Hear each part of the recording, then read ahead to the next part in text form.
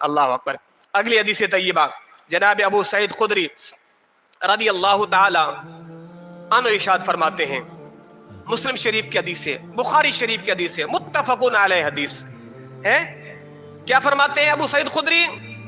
قیامت کے دن اللہ تبارک و تعالی اہل جنت سے فرمائے گا، یقول لأہل الجنہ، اے جنت والو.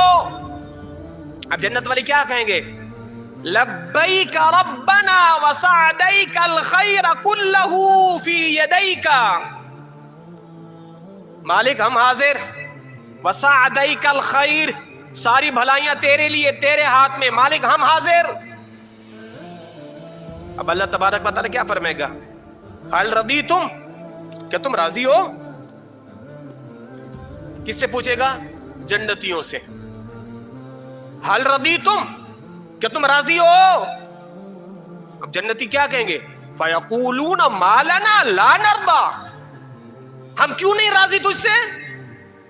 وقد اعطیتنا ما لم قط احدا من خلقک، تو نے تو ہمیں اپنی مخلوق سے وہ کچھ دیا ہے جو تو نے کسی کو دیا ہی نہیں ہے، ہم کیوں نہیں؟ ہم ہیں راضی مالک، تجھ پر راضی ہیں.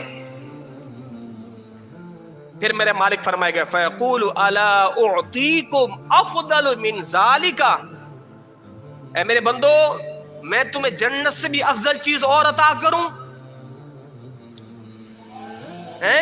میں تمہیں اس سے بھی افضل چیز.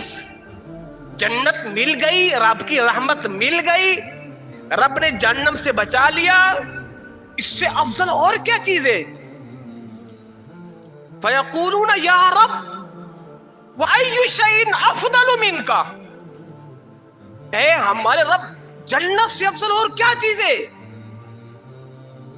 تو اللہ کیا فرمائے؟ فَيَقُولُ أُحِلُّ عَلَيْكُمْ رِضْوَانِي فَلَا أَسْخَطُ عَلَيْكُمْ أَبَدًا بَعْدَهُ.